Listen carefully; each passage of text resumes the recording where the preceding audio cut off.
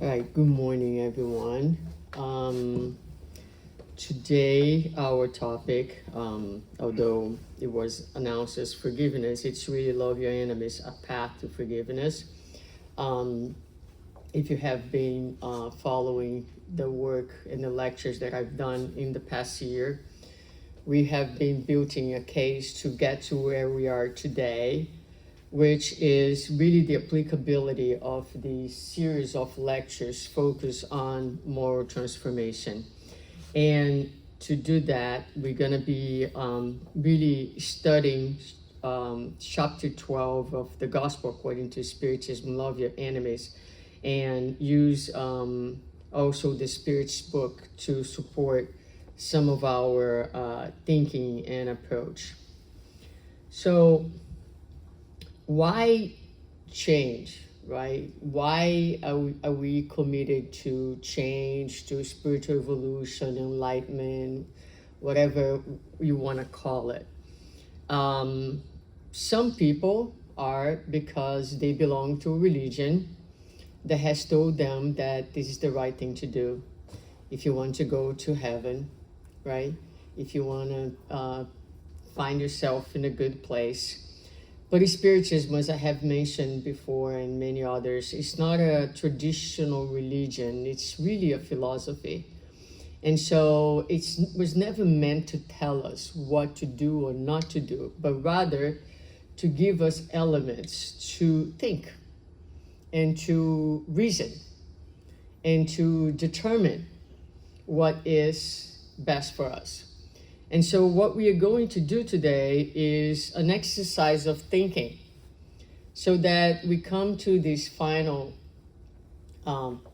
place of forgiveness, not because we have to forgive, but because we use the elements that were given to us by Spiritism, and in thinking and in deepening this knowledge and processing, we come to the conclusion or to the natural outcome of forgiveness. So not forgiveness by choice, not forgiveness because someone told us to forgive, but forgiveness as a natural outcome of understanding, processing, and putting all these concepts together in a way that makes sense to ourselves. So as I have been building slowly. We have talked about all these items in the last year, and we are going to get back to them one by one, not necessarily in order, but you will see that they will be permeating our talk today. The idea of a God that is within, not something to be seek outside of ourselves, but is a reference, is a power, is a force, is a living presence within each one of us. Selfishness as the root of all our problems. Self-discovery as a path for transformation. So transformation doesn't come from an effort to be good. Transformation comes from understanding our inner truth. The idea of good and evil, that evil does not exist, so it's pointless to try to get rid of evil. We need to understand the good that is not present and focus on the good as opposed to the evil. We talk about plurality of consciousness and the importance of understanding where we are in the evolutionary process, right? Our level of evolution, which was actually the last lecture that I did. And also another important concept is the concept of transformation versus taming evil tendencies, that we try to equate them and they are not equal. Taming evil tendencies is about understanding that we have those tendencies and actually curbing them. But this does not mean that you transform. This only means that you are aware and you are civilized. In other words, you're not breaking things, hitting people and screaming, but you are, at least trying not to be so much more harmful in your ways of living. All right, so the topic for today, so the applicability for today, we're gonna call evil is vengeance, right? Or revenge, the act of seeking vengeance. So it's a noun that means the act or desire for revenge. a punishment inflicted in retaliation for an injury or offense, retributive punishment. Synonyms are payback, reprisal, retaliation, and can be used such as the fire was set as an act of vengeance. Now, there is an entire chapter there's an entire item in the Gospel according to Spiritism that talks about that. My perception when we read this item in the Gospel is that we think, well, the Spirit certainly wrote this for somebody else, because I'm not the one who is out there killing people, stabbing people, and seeking revenge or vengeance. That's not for me. So my point today is to prove you wrong. It was written for you. So let's see how. And we are going to, again, use all these same concepts when thinking of vengeance, right? So where and how the God in me can manifest in the face of these situations. How is selfishness at the core of this feeling and behavior? How does self-discovery can help me to transform this? There's no point in attacking or trying to eliminate this desire or urge for revenge, because this is the evil, and evil does not exist. So we need to focus on the root and the goodness. Plurality of consciousness will help us to understand and identify those feelings in us. Taming of evil energies is going to help us not to act, and transformation, it's going to come through self-knowledge, understanding of where we are, and will lead to justice and forgiveness. But before we dive into it, I want to bring one more key element that I have not talked about thus far, which is passions.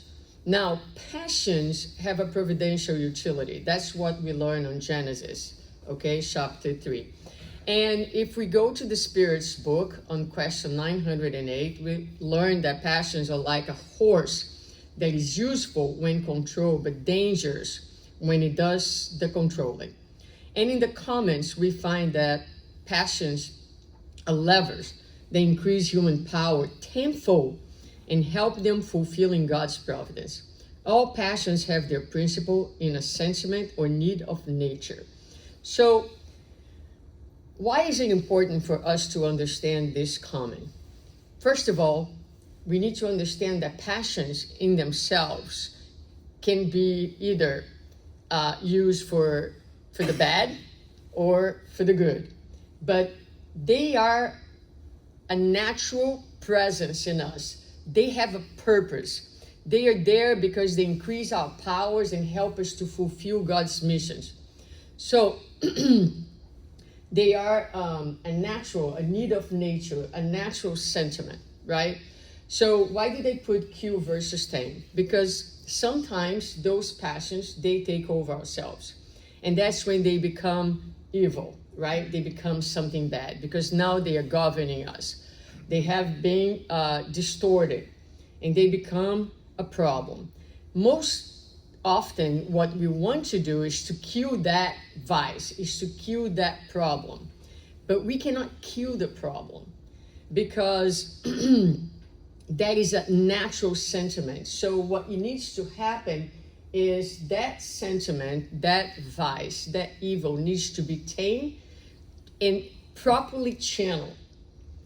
And we're going to see soon how the difference between killing and taming a passion. But what I want you to get from this slide is that passions have a divine purpose.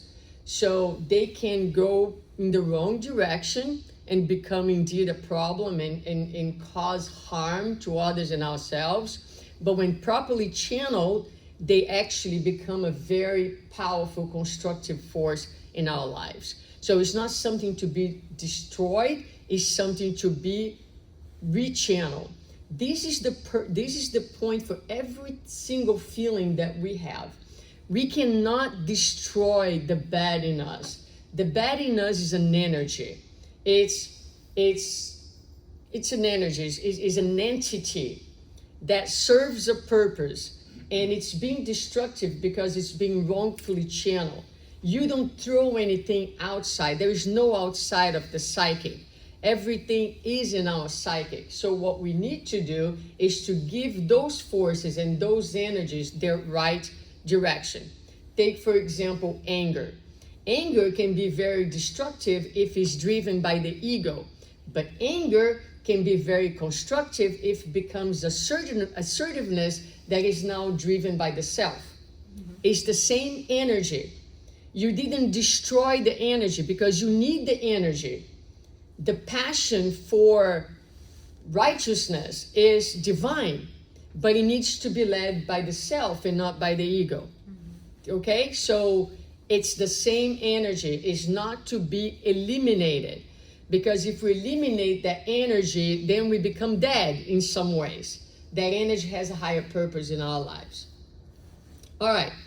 So when we look at human passions, and we're going to use the self-discovery paradigm that we are talking about, there will be always two steps. One is awareness, and the second one is analysis, so that we can go into applicability. So the philosophical and emotional analysis is going to ask questions for every single situation that you have in your life, conflictual, difficult, challenging, painful, right? And in particular with vengeance, we can ask ourselves, where is the lack of goodness? Where is the selfishness? What is it that needs to be tamed? What is it that is in excess? What is beneath the behavior? And how can I properly channel this energy? So those are the questions that we are going to try to answer here today. So let's start with the very first item of self-discovery, which is awareness. So we cannot continue this conversation without answering this question. Do you have enemies? Answer in your mind. Do you have enemies? Is there anyone out there that you would like to kill? Yeah. Maybe not. Okay. Is there anyone that if you could, you would strangle? Sometimes. But maybe not. Right? So is the fact that there's no one out there that you want to kill or strangle means that you do not have enemies? According to the gospel, according to spiritism, absolutely not. Absolutely not. So let's see here in item 12. This is like how to love our enemies, and will give us some directives on helping us to identify the enemy in our lives. So to love one enemy means calming down our legs, breathing, and holding neither hatred, rancor, nor desires for vengeance against them. It means forgiving them unconditionally and without ulterior motives for the evil they cause us. It means not setting up any obstacles to reconciliation. It means wanting the good for them instead of wishing evil. It means rejoicing instead of despairing for the good that reaches them. It means extending a helping hand in case of necessity. It means abstaining either in word or in act from anything that might harm them. Finally, it means repaying their evil with good and everything with no intention of humiliating them. Okay, for many of us, this paragraph is actually well known. Let's look at some of these words that I have in bold here. So again, the enemy, for most part, a lot of times when we read these passages in the gospel, we're thinking like, I don't have enemies. There's no one that I want to hate or kill. But loving the enemies is not holding hatred, rancor, or desire for vengeance. Now I ask you to honestly ask yourselves, do you hold any rancor in your hearts? Yes. Resentment? Yes. Yes. Yes. Oh, yeah. We all do. Yeah. We all do, right? So let me introduce you to your enemy. All right? Ourselves. It might be someone that you love. It might be in your family. Most of the times it's in our families, or in our work, or in the spiritual center, or anywhere where we are relating. But if we are holding rancor, right? Rancor is an element of vengeance, is an element of animosity. So there's a piece of that relationship in which you perceive that person as the enemy. Now, usually the enemy is someone who criticizes you, who causes you discomfort in any way, shape, or form. But most importantly, is someone who does not feed your ego. And that is hard for us. So, friendship and enemies can coexist in one relationship in a moment to moment. Okay? So that's an awareness that is important for us to have. Now, it talks about ulterior motives. What are ulterior motives? They're hidden motives. Okay? So if we get here, to love one's enemies means holding either hatred against them. It means forgiving them unconditionally and without ulterior motives, without hidden motives. Now, the motives can be hidden from the other, but a lot of times they're hidden from our own selves. We don't know, we don't have awareness of our own motives.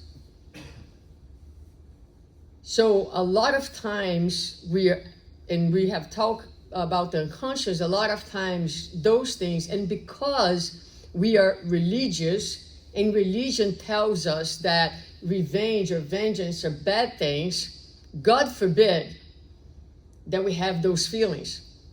Therefore, we hide to our own selves those feelings, because guess what? It's not cool, right?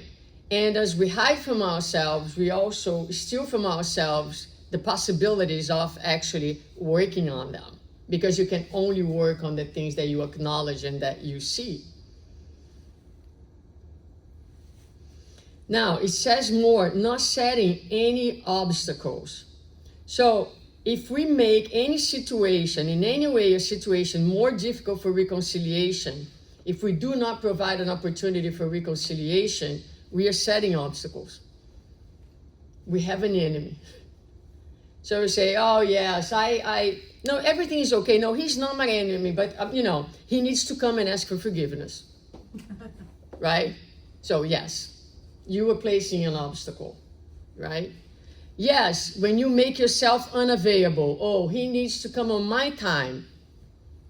If you are making things harder in any way, shape, or form, you are placing obstacles for reconciliation, and psychically and spiritually, that is your enemy in that moment. Now, you may say, well, I'm not doing any evil. I'm not harming that person. But if you're not doing any good, that is harmful as well, according to what the spirits tell us. The evil is not just the bad that you do, but it's the good that you don't do, right? So it doesn't mean that you're going to invite someone who is hostile to sit in your house and have dinner in your table. But if there is anything good that you can do to help that person and you don't do, then that is evil by definition, right? It's not loving. A helping hand in case of necessity. So someone you can help, but again, fail to do so, whether you are aware or not of your hidden feelings. And abstaining either in word or act from anything that might harm them. So this week, I've been studying this for quite some time, thinking about it, dealing with this in my daily life. And I was writing an email at work about someone to someone else.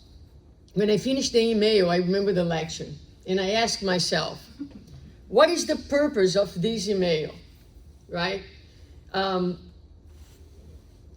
My ego is feeding this negative energy of this coworker, and I have a position of power, so I can do that, to somebody else. There is no other good that's going to come out of this other than putting this person down and putting myself in a higher place. Okay? So I wasn't literally doing anything, acting, hitting, but I was in a revenge mode. Okay? And I caught myself and I deleted the email and I didn't send it because had no other purpose other than feed the situation, feed the bad, right? So when we look at the vengeance item in the gospel, it says, even if they do not seek outright revenge, they nevertheless harbor rancor and a secret desire for evil. Secret desire for evil. So you have a neighbor that really, really upsets you, right? And one day something happens at the neighbor's house and the cops are there, whatever the situation is. Deep inside, you identify a little pleasure with that situation, right? So there is in you this harboring of rancor, and there is in you a desire for revenge, a secret desire for evil. Sometimes we identify, sometimes we don't. Think about situations where you say you tell someone something, the person doesn't go along, and then a day later, a week later, the person realizes that what you have said was the right thing, and the person now is in a complicated situation, and you think within your mind, I said so. You feel that with your children sometimes. I said so. Right? The feeling is not one altruistic feeling of education and empowerment, is a feeling of revenge. You're getting back at that creature with your thoughts. Okay? So my advice is that we go back to the gospel. When we study this chapter again, we start the study by thinking, this was written for me. And again, what we are doing here is the first step of the self-discovery process, which is the identification that these feelings are in us. In fact, those who indulge in this deadly and blind passion, so it's calling a passion, right? That's why we went back to the key element of passion, understanding passion. Almost never seek revenge openly. So this was not written for the person who goes out there and kills someone on the street. It was written to all of us. Because the one who is killing someone out on the street, the one who is stabbing, this is barbaric. Okay? But we are not, hopefully, throwing things on the ground or on people. But yeah, we seek revenge in a very disguised way. Sometimes disguised from our own selves. However, more often than not, they put on a hypocritical appearance, hiding in the depths of their hearts the evil sentiment that animates them. When their hatred does not reach such extremes, like I was telling here, killing, stabbing, strangling, and all the others, they attack their enemies' honors and affections. They do not recoil at slander, and their perfidious insinuations, skillfully sown under the four winds, grow larger along the way. So, if I had a hammer here, I would pound on this table and would say, guilty. Right? Guilty. We all do that. We all do that. So one very small exercise that we can do when it comes to taming our passions is every time you're going to say something, right? Think. Why exactly am I doing this comment? Then feel. If I say it, how do I feel? Because more often than not, you are going to feel superior. You are going to feel different. You are going to feel this is something that he or she does, but I am incapable of doing. Really? Mm-hmm. Right? So, talking about others, nurturing the negativity, is a form of revenge, is a form of animosity. And we do that with our enemies. Okay? And the gospel is going to continue by saying cowards who avenge themselves like this are 100 times guiltier than those who go straight to their enemies and insult them in their face. So sometimes religion will kind of lead us to put those masks and to speak in ways that do not reflect our true inner reality.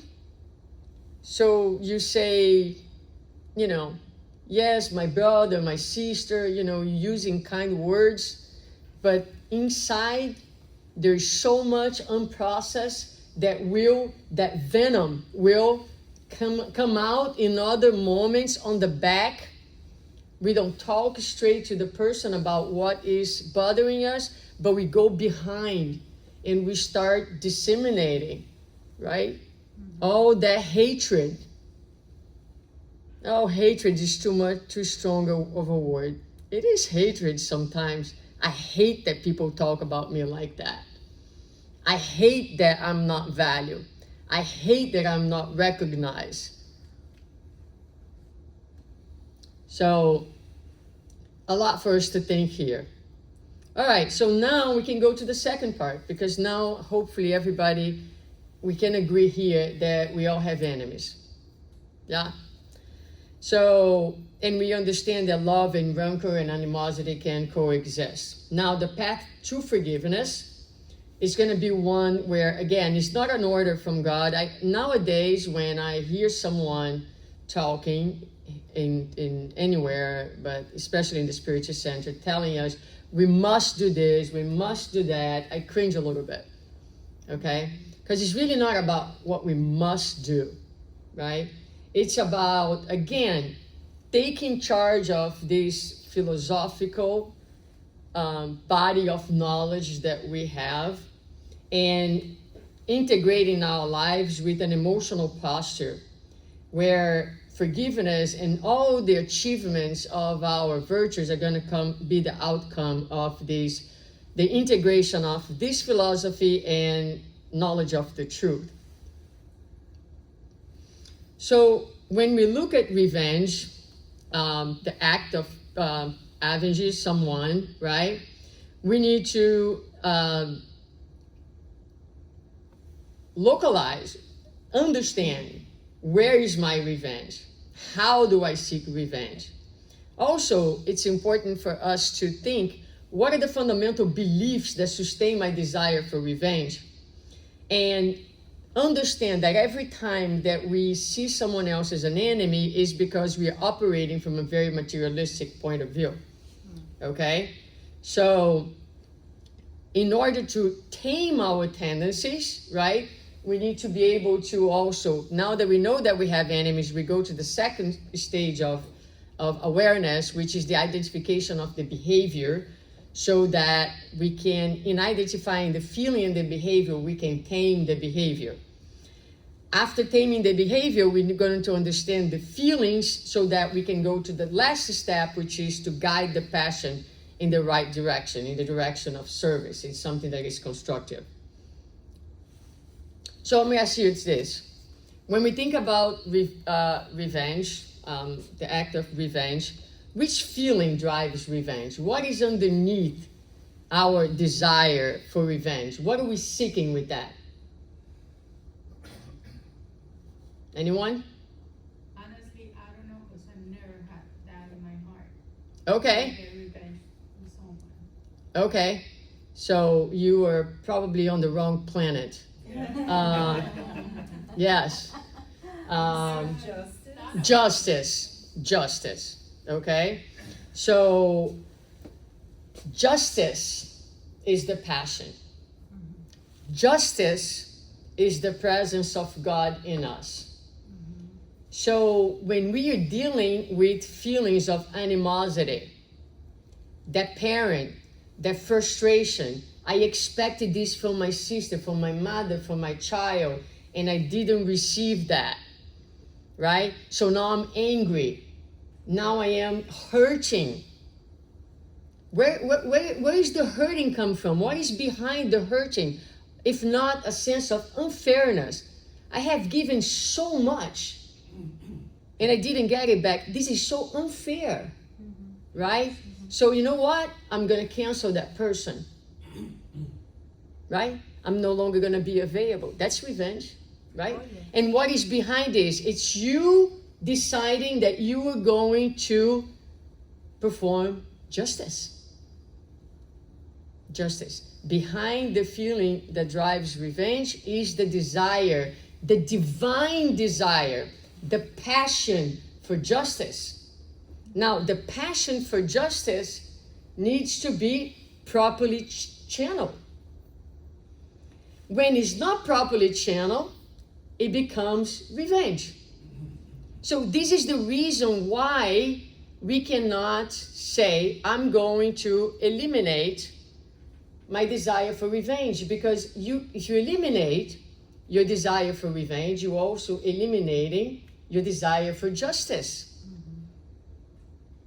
It's not about eliminating the desire for revenge, it's about channeling justice in the right direction. So taming and not eliminating, taming and redirecting is the path. But we need to understand what are the fundamental principles that are distorting the sense of justice. So God has been put aside and someone has taken the reins, and that is the ego. And that's when justice becomes revenge. Okay, so let's look at that. Let's use the principles that we have been working on. What is the root of all the evil? Selfishness. So the question is, how is selfishness behind these feelings, right? So you have the desire of justice, that is the passion, that is the horse, that is the energy. When combined with selfishness, which is a very self-centered way of looking at things, then you have an evil tendency or vice that you call vengeance. In this case, the direction is ego-centered.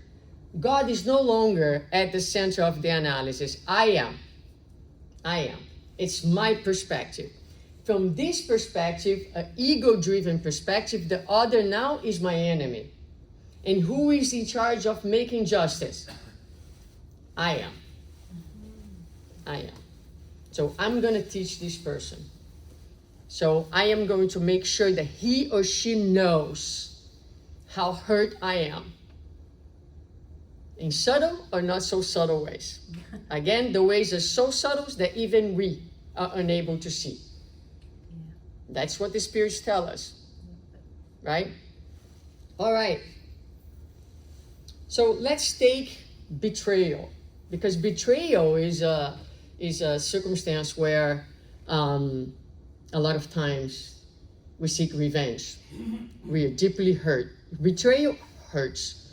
And I'm talking here, although I'm going to be talking a lot about marriage, but I really invite you to think of betrayal at all levels of betrayal. Friends, family, right? Co-workers, absolutely.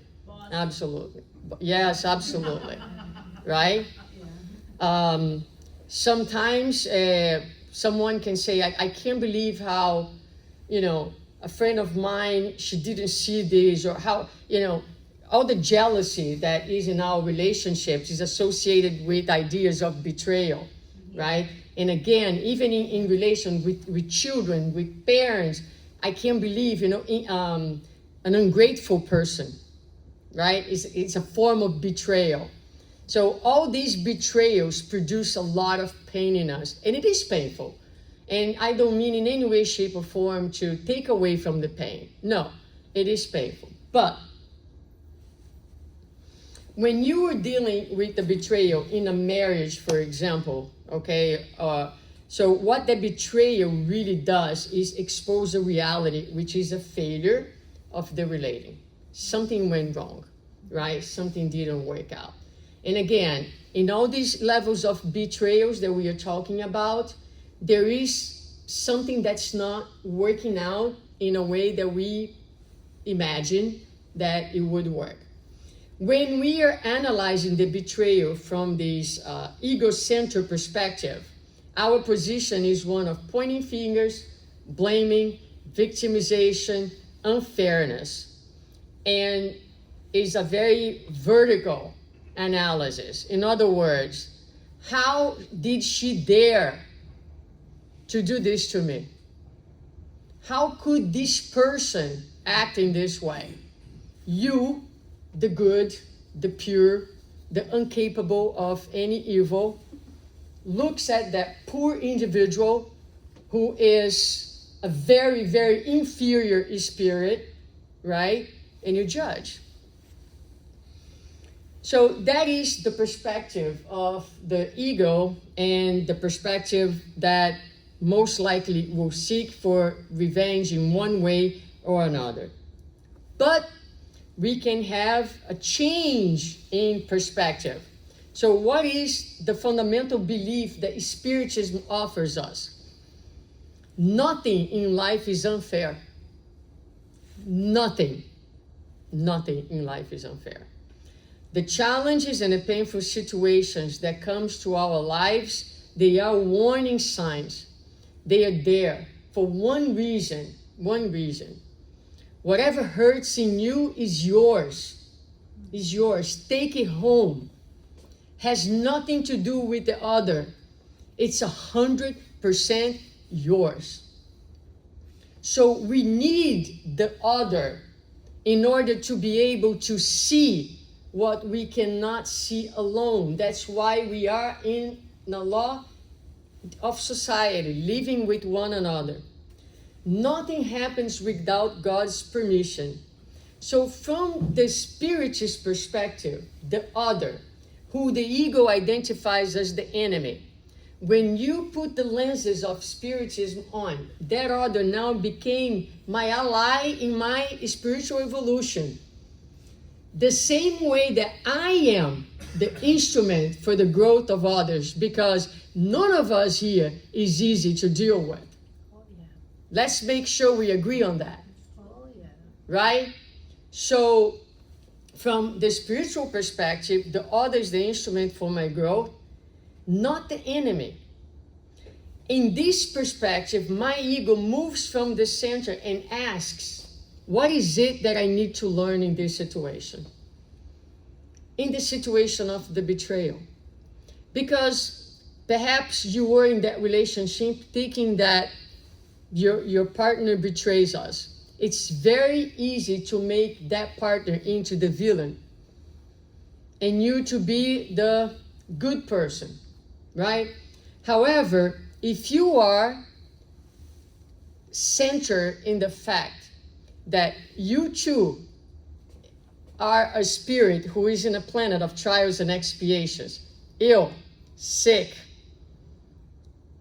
in prison, you must have a small contribution to the conflict.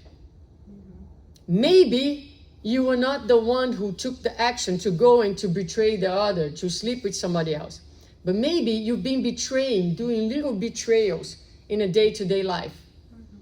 Maybe you haven't been as present and as supportive of your partner. Maybe you have been distracted. Maybe you have been a demanding partner who has not appreciated what your spouse has that is different but is important for him or for her. There are so many ways in which we can betray. So when the self is at the center and the self knows its place, the self knows its condition, the self knows its smallness, the self has awareness of where we are in our evolutionary place, the self looks at itself. Yes, the pain is going to be there, but the self is going to ask itself, what is it that I did? Or maybe I didn't do anything, but what is it that I did not do? What was my contribution? Which mistakes did I commit? Was I present enough? Was I attentive and respectful to the other? And so it's a process of recognition of one's own inferiority, one's place and size, and also a focus on one's path of spiritual growth. So it's a very different perspective. And again, it does not mean that you're not hurting, that the pain isn't real. But again, what does Spiritism tells us? If you are leaving a situation, a painful situation, a challenge in your life, there is something for you to learn in that situation. Nothing, not even, what does Jesus told us, that not even a leaf falls from the tree without God's permission. If we are on the understanding that we are not here for fun, that this is spiritual work, then all the things that happens to us become elements, opportunities for self-analysis, to ask ourselves, what is it that life is trying to teach me? And you know what? A lot of times, what hurts the most in these situations, whether you're dealing with a marriage, with a child, like today I have 2 teenagers, and I feel that in every single cell of my body. We think of ourselves as more and better than we are. But Jesus said, the one that elevates itself is going to be brought down. And a lot of times the pain that we feel in life is the pain of being brought down, not by God, but by our own awareness, by the knowledge of our own truth, of our own limitations. And we fall from the horse that we've been riding, thinking that we are that much. But we're not. And a lot of the pain that we feel in our day-to-day lives and in our challenges is the pain of coming down. And so that is a different perspective. And then after that perspective, you have choices, right? The marriage can be dissolved and you can become enemies. The marriage can be dissolved and you can become friends. The marriage can continue and the victim accepts the other. So you say, okay, we're going to continue to marry because I am so good and this person is so much in need of my goodness, right? That I am going to stay so I can help him or her to grow. So this one is going to fall from the horse sooner or later, right? Because a lot of times we stay in marriages, they're problematic because they make us feel better about ourselves. They hide our own issues. Or the marriage can continue with the understanding that each other is a daily tool for growth because both are frail, limited, and small. And then the couple opts for a choice of repairing and growth together. And if you are the one who was betrayed and you're courageous enough and in touch enough with your smallness, you might turn to your spouse, to your friend, and say, can you please tell me how my behavior has contributed to the situation that we are living? And then you can have a dialogue. That's not about pointing fingers, but it's about understanding human frailty. Understanding this huge void for affection that we bring inside ourselves, this huge human desire for connection, for visibility, for acceptance. And so this would be, it doesn't matter at the very end so much which shape or form this is going to take. Of course, if you end your marriage and become enemies, you are still on the more primitive path where so many marriages are like that. One partner trying to destroy and consciously hurt the other, right? So that is the least desirable. But at the very end, no matter what we are dealing with, it's not about how the relating, the form, the structure per se, but rather the inner choices that we are making. So in this spiritual and spiritist paradigm, God takes place. And the presence of God in you is the call for justice and fairness. But the question I ask you is, how is it that justice and fairness will actually take place? We can tame our passions. We can control the ego. That's something, I don't know if you all remember, the last lecture was like, in terms of inner transformation, what's possible to do in this world of trials and expiations? So if we think that we're going to live here good, forget it. So what is it that we can do? We can tame our passions. So we can control our ego. We can make an exercise. We have enough to understand that the other one is not the enemy. So we can consciously work in the way that we see and perceive the other, because that awareness is going to help already to dissolve some of the energy of hatred, and the natural outcome of forgiveness is already happening without you even think of forgiveness. It's a natural outcome of the knowledge of the truth, right? So you understand that the purpose of incarnation is evolution. So when the spirits talk about the need to make an effort, this is where the effort is. It's not the effort to be good. It's the effort not to hurt anymore. It's the effort to tame our tendencies. And then self-knowledge becomes transformative, because once you channel your energy and attention to knowing yourself, slowly this desire to avenge starts to fade away. You are too focused on your own spiritual path. You are no longer seeking revenge because someone told you to, or as a result of being better, but because you understand and you have got in touch with your own truth. So that is the applicability of this model of self-transformation, because so often we talk about this. You're going to hear many lectures where people are talking about this, and I feel that most time people leave the center having no idea of what that means and how that actually takes place. And finally, well, two more slides. Let's look how the item 4 in the gospel talks about this as being this natural process.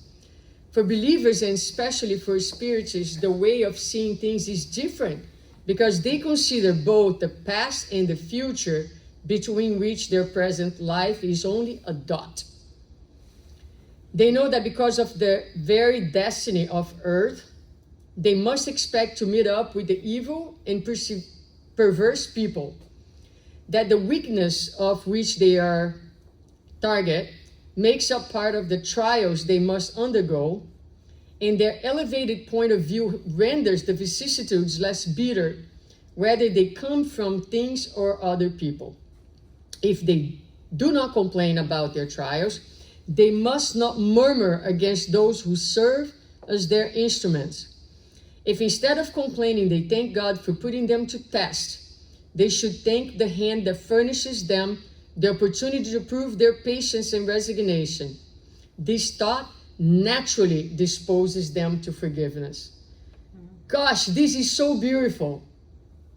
It's so beautiful. It's to be read a million times. That is the beauty of Spiritism. It helps us to see life from a much, much higher perspective. We are here, each one of us, with loads of unfinished business, with loads of spiritual needs.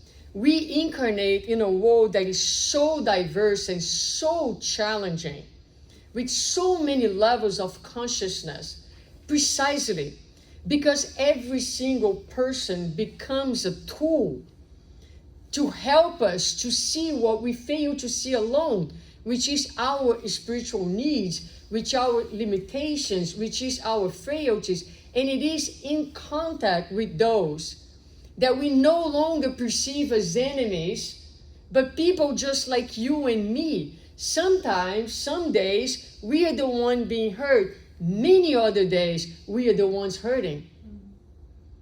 With our coldness, with our rigidity, with our negligence, with our self-centeredness. So we step down. We leave this place, this illusion of superiority. We recognize that we need each other just like that. Incomplete. Limited, because it is in the interaction, the exchange that we are together growing. And this process and this understanding will naturally dispose to forgiveness.